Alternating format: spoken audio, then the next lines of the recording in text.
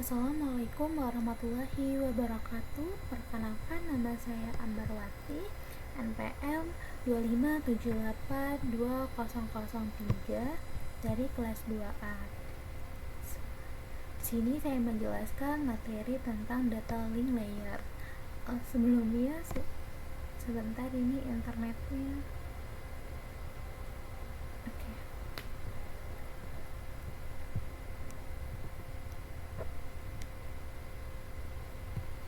Oke, udah connect. Di sini video juga udah.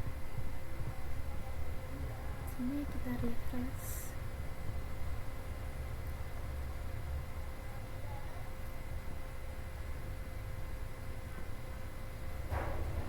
Nah, di sini saya menjelaskan di model 6 atau chapter 6 tentang lapisan tautan data atau data link layer. Nah, di sini kenapa kita harus pelajarin modul ini? Jadi, setiap jaringan memiliki komponen fisik dan media yang menghubungkan komponen-komponen tersebut. Jadi, berbagai jenis media membutuhkan informasi yang berbeda tentang data agar dapat menerimanya dan memindahkannya melalui jaringan fisik. Jadi, bayangannya itu misalkan bola golf yang dipukul dengan baik akan bergerak cepat dan jauh di udara. Bola tersebut juga dapat bergerak melalui air, tetapi tidak secepat atau sejauh di udara kecuali dibantu oleh pukulan yang lebih kuat. Nah, karena hal itu, bola golf bergerak melalui medium yang berbeda, air bukan udara. Nah, jadi di sini selanjutnya kita akan masuk ke materi selanjutnya, yaitu sebentar kita translate. Nah, di sini ada lapisan tautan data. Jadi lapisan tautan data layer 2 pada model ASI seperti yang ditunjukkan pada gambar, mempersiapkan data jaringan untuk jaringan fisik. Lapisan tautan data bertanggung jawab atas komunikasi antar kartu antarmuka jaringan atau NIC. Lapisan tautan data melakukan hal-hal tersebut, melakukan hal-hal berikut. Nah, di sini ya. Jadi di sini tuh ASI layer itu memiliki 7 tahapan. Terus juga di sini yang kedua yaitu tautan data. Nah, lapisan tautan data mempersiapkan data jaringan untuk fisik. Nah, di sini dalam jaringan komputer, sebuah node adalah perangkat yang dapat menerima, membuat, menyimpan, atau meneruskan data di sepanjang jalur komunikasi. Jadi, sebuah node dapat berupa perangkat akhir seperti laptop atau telepon seluler, atau perangkat perantara seperti switch Ethernet. Nah, tanpa lapisan tautan data, protokol lapisan jaringan seperti IP harus menyediakan cara untuk terhubung ke setiap jenis media yang mungkin ada di sepanjang jalur pengiriman. Jadi, setiap kali teknologi jaringan atau media baru dikembangkan, IP harus beradaptasi. Nah, ini contoh gambar bagaimana lapisan tautan data menambahkan informasi NIC, tujuan, dan sumber Ethernet layer 2 ke paket layer 3. Contohnya seperti ini. Lanjut, kita masuk ke sublapisan tautan data LAN atau MAN IEEE 802. Jadi standar IEEE 802 LAN atau MAN khusus untuk LAN Ethernet. Jadi LAN nirkabel atau WLAN, jaringan area pribadi nirkabel, WPAN, dan jenis jaringan area lokal dan metropolitan lainnya. Nah, jadi di sini tuh ada 2 sublapisan. Yang pertama ada kontrol tautan logis atau Logical Link Control LLC. Nah, ini berkontribusi antara perangkat lunak jaringan di lapisan atas dan perangkat keras di lapisan bawah. Jadi, informasi ini memungkinkan beberapa protokol layer 3 seperti IP versi 4 dan IP versi 6 untuk menggunakan antarmuka jaringan dan media yang sama. Nah, di sini juga ada kontrol akses media atau MAC. Nah, di sini MAC itu adalah MAC, terus kita mengimplementasikan sublapisan ini. Terus juga dalam perangkat keras bertanggung jawab dan enkapsulasi data dan kontrol akses media yang menyediakan pengamatan lapisan tautan dan data terintegrasi dengan berbagai teknologi lapisan fisik. Nah, contohnya seperti ini, ada jaringan, ada protokol lapisan fisik, juga seperti ini. Nah, jadi sublapisan MAC menyediakan enkapsulasi data, yaitu pembatasan bingkai, pengelamatan, dan juga deteksi kesalahan. Selanjutnya di sini ada memberikan akses ke media, yaitu setiap lingkungan jaringan yang dilalui paket saat berpindah dari host lokal ke host jarak jauh dapat memiliki karakteristik yang berbeda. Itu misalnya LAN Ethernet biasanya terdiri dari banyak host yang bersaing untuk mendapatkan akses pada media jaringan. Di sini ada sublapisan MAC menyelesaikan hal ini dengan tautan serial. Metode akses mungkin hanya terdiri dari koneksi langsung antara dua perangkat saja, biasanya dua router. Oleh karena itu, tautan serial tidak memerlukan teknik yang digunakan oleh sublapisan MAC IEER802. Jadi, antarmuka router membungkus paket ke dalam frame yang sesuai. Metode kontrol akses media yang sesuai digunakan untuk mengakses setiap tautan. Dalam setiap pertukaran paket lapisan jaringan mungkin terdapat banyak lapisan tautan data dan transmisi media. Nah, jadi pada setiap lompatan di sepanjang jalur, router itu menjalankan fungsi layer 2, yaitu ada menerima bingkai dari media, terus juga membuka kemasan bingkai, mengemas ulang paket ke dalam bingkai baru, terus juga ada meneruskan frame baru yang sesuai dengan media segmen jaringan fisik tersebut. Nah, ini contohnya ya, ada di sini.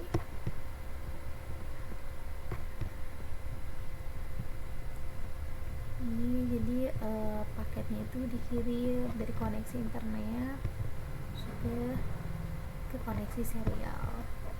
Di sini ada standar lapisan tautan data. Jadi protokol lapisan tautan data umumnya didefinisikan oleh RFC dan tidak seperti protokol lapisan atas dari rangkaian TCP atau IP. Nah, jadi Internet Engineering Task Force itu memelihara protokol dan layanan fungsional untuk rangkaian protokol TCP atau IP di lapisan atas. Di sini ada organisasi-organisasi teknis yang menetapkan standar dan protokol terbuka yang berlaku untuk lapisan akses jaringan. Nah, di sini tuh ada Institut Insinyur Listrik dan Elektronika, Persatuan Telekomunikasi Internasional, Organisasi Internasional untuk Standarisasi. Juga ada Lembaga Standar Nasional Amerika. Nah, ini contoh logo-logonya dari organisasi teknik. Selanjutnya di sini kita ada topologi. Kita langsung.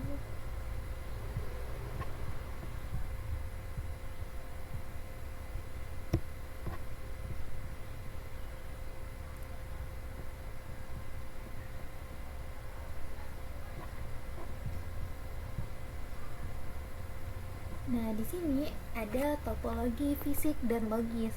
Jadi, seperti yang sudah kita pelajarin di topik sebelumnya, lapisan tautan data mempersiapkan data jaringan untuk jaringan fisik.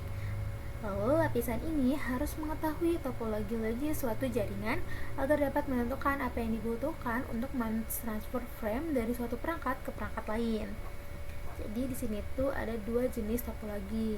Nah, di sini kita menggunakan topologi fisik, yaitu untuk mengidentifikasi koneksi fisik dan bagaimana perangkat akhir dan perangkat perantara, misalnya router, switch, dan titik aksesnya kabel saling terhubung. Jadi topologi ini dapat mencakup lokasi perangkat tertentu seperti nomor ruangan dan lokasi pada rak peralatan. Terus juga ada topologi logis. Jadi di sini tuh merujuk pada cara jaringan mentransfer frame dari suatu node ke node berikutnya. Jadi topologi ini mengidentifikasi koneksi virtual menggunakan antarmuka perangkat dan skema pengalamatan IP layer 3. Sini ada topologi fisiknya, yaitu ada internet, router 1, di sini ada rak server web 2, rak 1. Sini juga ada switch 2. Nah, di sini untuk topologi logikanya. Selanjutnya di sini ada topologi one point to point. Jadi, topologi titik ke titik fisik secara langsung menghubungkan dua node seperti yang ditunjukkan pada gambar. Nah, contohnya pada gambar ini. Nah, di sini dua node tidak perlu lagi berbagi media dengan host lain. Karena ketika menggunakan protokol komunikasi serial seperti point to point, sebuah node tidak perlu menentukan apakah frame yang masuk ditunjukkan untuk dia sendiri atau untuk node lain. Oleh karena itu, protokol tautan dan protokol tautan data logis dapat sangat sederhana karena semua frame pada media hanya dapat berjalan atau dari kedua node. Selanjutnya di sini ada topologi LAN. Jadi topologi LAN itu yaitu perangkat akhir to node. Nah, dihubungkan menggunakan topologi bintang atau bintang yang diperluas seperti yang ditunjukkan pada gambar. Seperti ini. Nah, di sini tuh topologi LAN warisan adalah teknologi Ethernet awal dan teknologi LAN token ring lama mencakup dua jenis topologi lainnya, yaitu ada bus. Nah, yang bus ini semua sistem ujung saling terhubung dan diakhiri dalam beberapa bentuk di setiap ujungnya. Jadi, perangkat infrastruktur seperti switch tidak diperlukan untuk menghubungkan perangkat ujung. Nah, di sini juga ada sistem ujung cincin, yaitu terhubung ke tetangganya masing-masing membentuk cincin. Cincin tersebut tidak perlu diakhiri, tidak seperti pada topologi bus, jaringan fiber distribute data interface, dan token ring lama menggunakan topologi cincin. Nah, ini ada topologi fisik, yaitu ini ada topologi bintang yang diperluas, ada juga topologi bus dan topologi cincin. Nah, di sini ada komunikasi half duplex dan full duplex. Jadi, untuk memahami komunikasi duplex sangat penting ketika membahas topologi LAN karena mengacu pada arah transmisi data antara dua perangkat terdapat dua mode duplex yang umum. Di sini ada komunikasi setengah duplex. Di sini ada server dan pusat. Jadi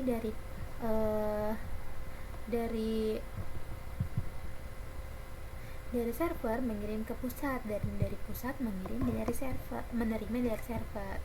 Nah, komunikasi duplex penuh katanya seperti ini. Mereka langsung saling mengirim dan menerima. Di sini ada metode control access, yaitu LAN, Ethernet, dan WLAN adalah contoh jaringan multi-akses. Jaringan multi-akses adalah jaringan yang memungkinkan dua atau lebih perangkat akhir untuk mengakses jaringan bersamaan. Nah, di sini ada akses berbasis persaingan dan juga akses terkontrol. Jadi, akses berbasis persaingan dalam jaringan multi-akses berbasis persaingan, semua node beroperasi dalam mode half duplex, jadi bersaing untuk menggunakan media, namun hanya satu perangkat yang dapat mengirim pada satu waktu. Ini contohnya seperti ini.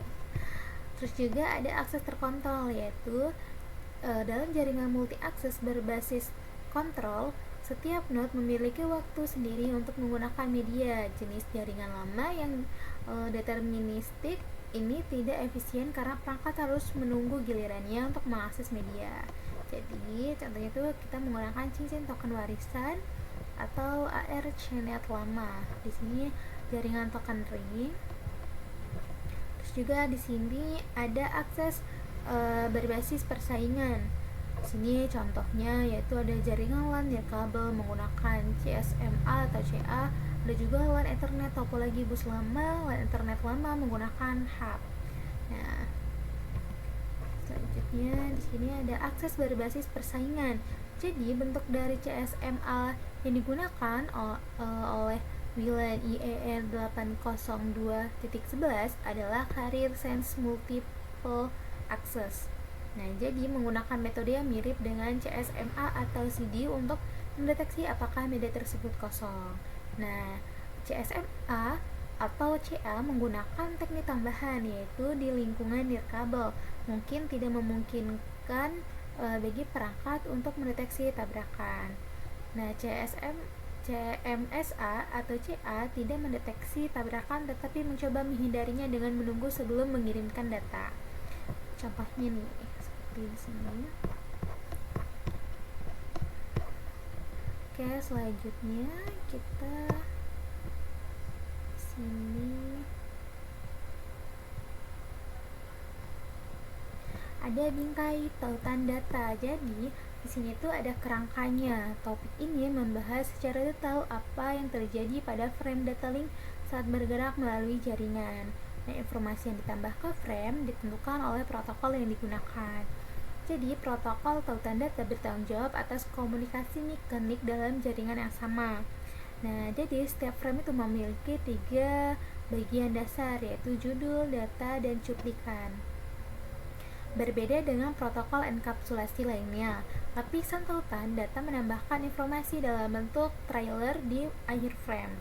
Jadi, semua protokol lapisan tautan data membungkus data di dalam bidang data bingkai. Namun, struktur bingkai dan bidang yang terdapat dalam header dan trailer bervariasi tergantung pada protokolnya. Nah, contohnya seperti ini. Dan di sini juga ada bidang bingkai. Itu untuk pembingkaian memecah aliran data menjadi kelompok-kelompok yang dapat diuraikan dengan informasi kontrol disisipkan di header dan trailer sebagai nilai dalam bidang yang berbeda. Jadi, format ini memberikan struktur pada sinyal fisik yang dikenali oleh Node di kode menjadi paket di tujuan. Nah, seperti ini. Terus juga protokol lapisan tautan data menambahkan trailer di setiap akhir frame. Jadi dalam proses yang disebut deteksi kesalahan, trailer menentukan apakah frame tiba tanpa kesalahan. Terus juga trailer tersebut menempatkan ringkasan logis atau matematis dari bit-bit yang membentuk frame. Di sini ada alamat lapisan 2. Jadi lapisan tautan data menyediakan pengalamatan yang digunakan dalam pengiriman frame melalui media lokal bersama. Jadi alamat perangkat pada lapisan ini disebut sebagai alamat fisik, yaitu pengalamatan lapisan tautan data terdapat dalam header frame dan menentukan node tujuan frame pada jaringan lokal. Jadi tidak seperti alamat logis layer 3 yang bersifat hierarkis. Nah, alamat fisik tidak menunjukkan di jaringan mana perangkat tersebut berada. Jadi sebaliknya, alamat fisik bersifat unik untuk perangkat tertentu. Nah, di sini ada contoh gambarnya untuk host ke router. Jadi, host sumber membungkus IP layer 3 dalam frame layer 2. Di header frame, host menambahkan alamat layer 2-nya sebagai sumber dan alamat layer 2 untuk router sebagai tujuan. Di sini juga ada router ke router. Jadi, router 1 enkapsulasi dikirim seperti ini. Terus juga ada router ke host. Selanjutnya di sini ada frame LAN dan WAN. Jadi protokol Ethernet digunakan oleh LAN berkabel. Komunikasi nirkabel termasuk dalam protokol WLAN.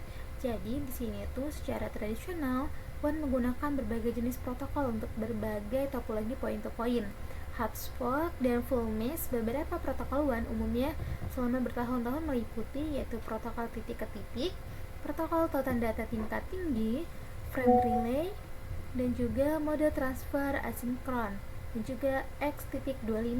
Jadi protokol layer 2 ini sekarang digantikan di WAN dan Ethernet. Jadi dalam jaringan TCP atau IP, semua protokol layer 2 OSI bekerja dengan IP pada layer 3 OSI. Namun protokol layer 2 yang digunakan bergantung pada topologi logis dan media fisik.